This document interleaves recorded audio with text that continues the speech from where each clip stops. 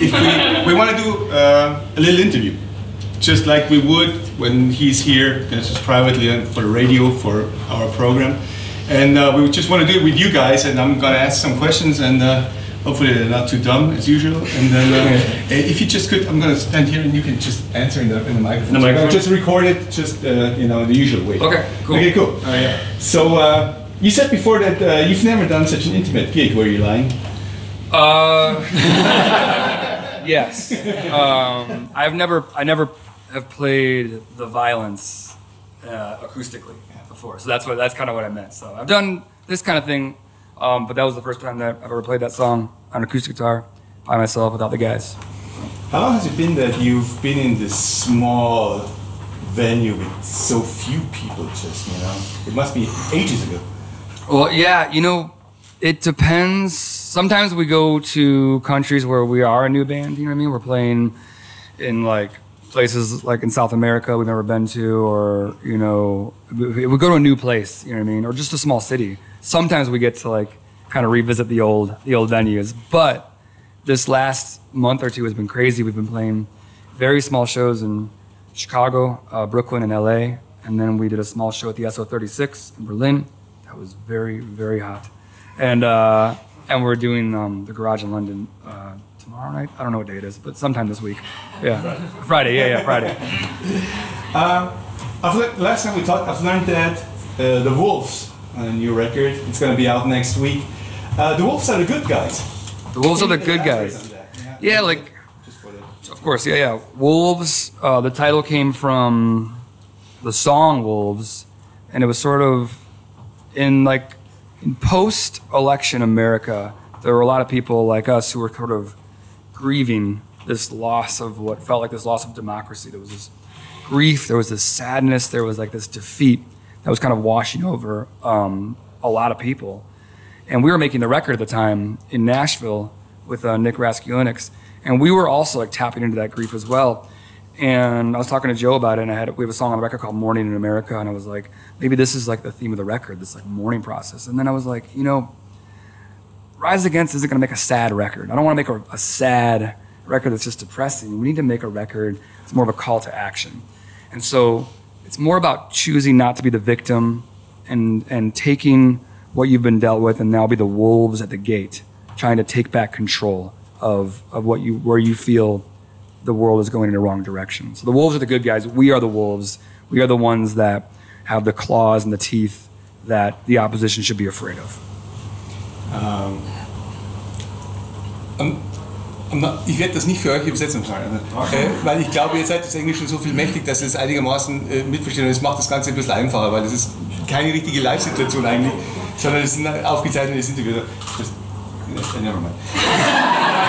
Sure was all good things. The first single was The Violence.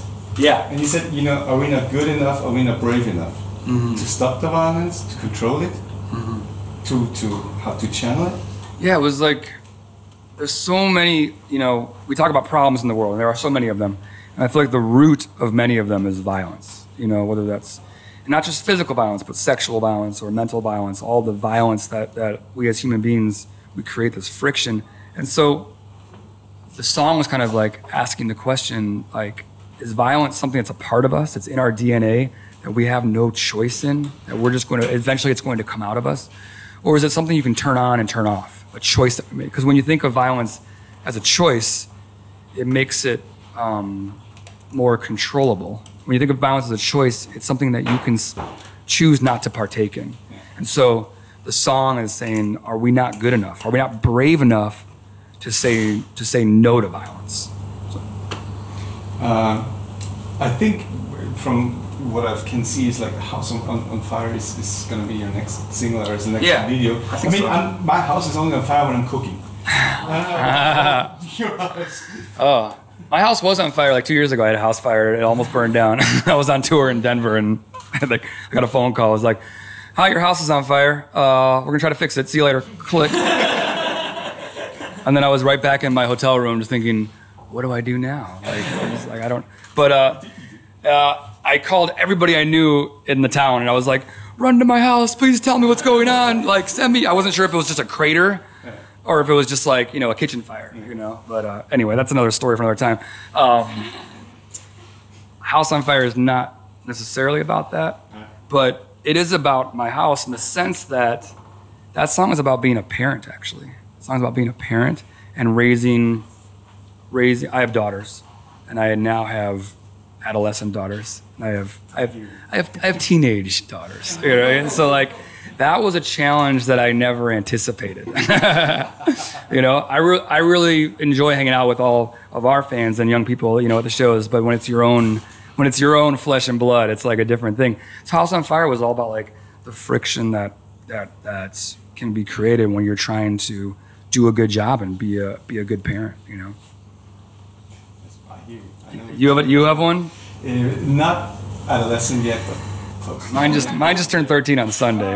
Yeah. Luckily I was here, so I was like, I don't. Yeah. But that is a good point, because I think although you're a parent, physical parent, if you want it or not, you're the spokesperson. Your band is the spokesperson for a whole generation. All your kids are here. Not all of them. A fraction of them. This is great. This is fine with me. Yeah. But you know what I mean? Is that a blessing or a burden? If you can think of that, you can influence many people, and you do influence a lot of people. You influence a whole generation. That's what I try to tell her.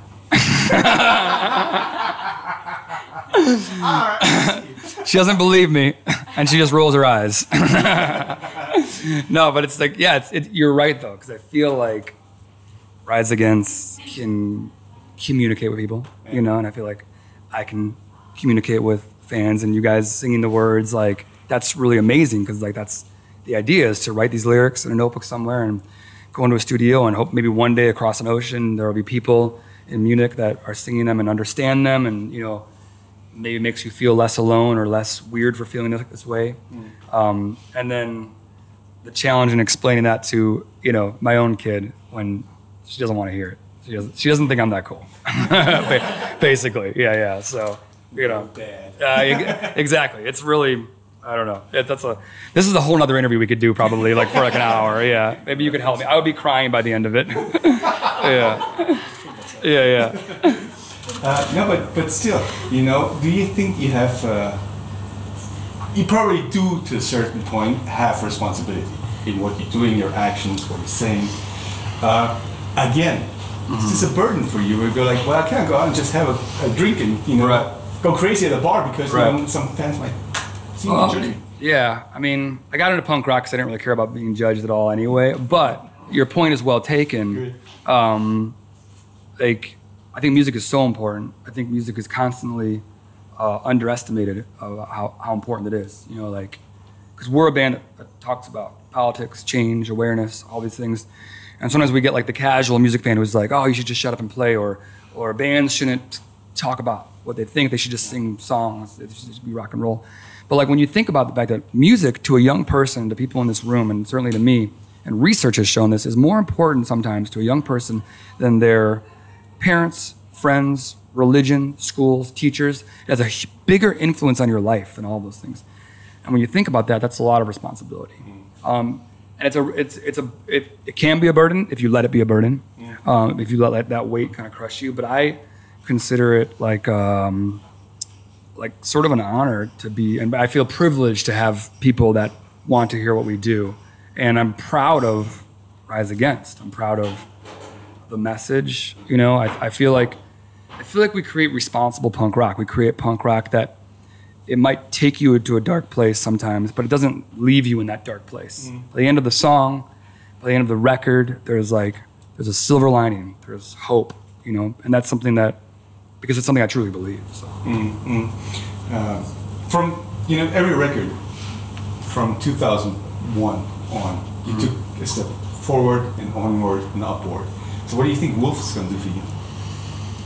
Oh man, keep me coming to Munich, which is great. Yeah, it's Wolves is like, I feel like, and maybe a lot of band people might feel the same way.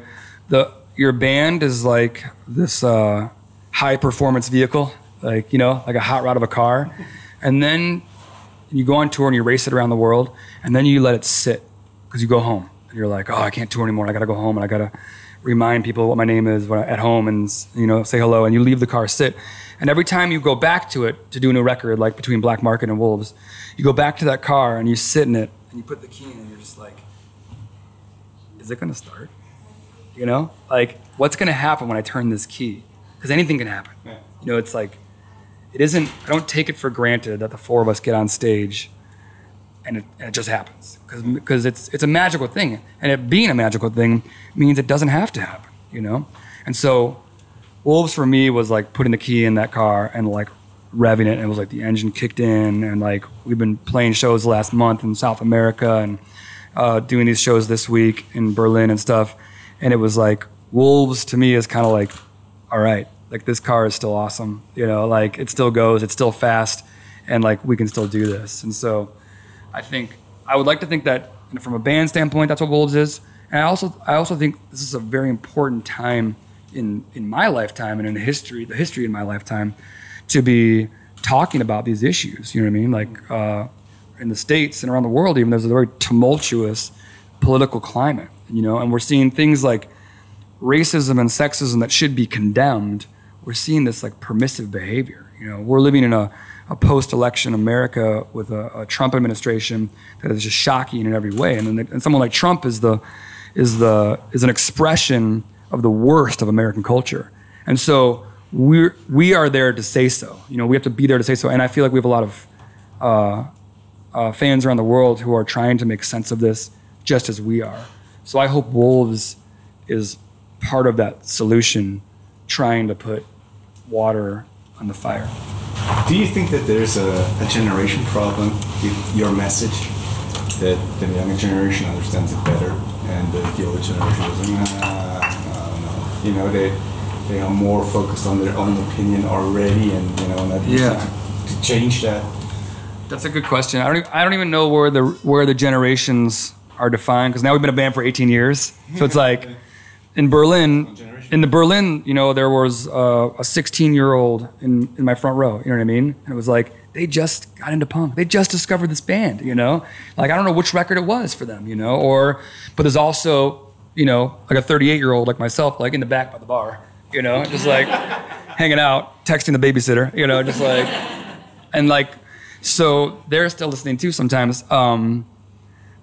I feel like, I realize that Rise Against doesn't reach everybody. It doesn't reach the globe, you know what I mean? We don't tap into everybody. But if we can reach people at a point in their lives where they're kind of trying to decipher, you know, the world, politics, you know, change, then hopefully we can have a positive impact on that. Because I feel like that might be the biggest problem that we deal with, is simply apathy. And that's all. That's what I tell people nowadays. Like, well, the most important thing you can do in what seems like a world on fire right now is resist the urge to bury your head in the sand. Like, don't do that. Like engage. You know, because I feel like apathy and refusing to engage and being distracted by, you know, the superficial parts of life are kind of they're what get us into these messes. You know, like ideas of racism and sexism and xenophobia and nationalism, they are never fires that we put out completely. Their ashes are always glowing a little bit, and they're waiting for you to look away, you know, so they can blow on them, you know, and they turn into a flame again. These are monsters in cages, but they can get out, you know, and I feel like we're watching these monsters get out in 2017, you know, and so we want to be a band and people, and we want our community of fans to be at the front lines, you know, putting them back in cages. Yeah, we want you to be back on the front line too, here on the stage. Yes. When do you think that's going to happen? Well, we have festivals in August, like Rocco del Schlacco and Open Flare, and which one? Oh, Taubertal, right? Right? And then in Rothenburg, right? Yeah. We played that one with I guess we played all three of those before, and they're amazing. So we'll be back in August. I think we have a show in Bielefeld as well. We're going to play. And then we are conspiring to come back here before the end of the year. So I promise we'll see you more than once. Because you know the climax to New York and Rio is not beautiful. Oh yeah. Whatever, you know. Right. Okay. That was it. All right, cool.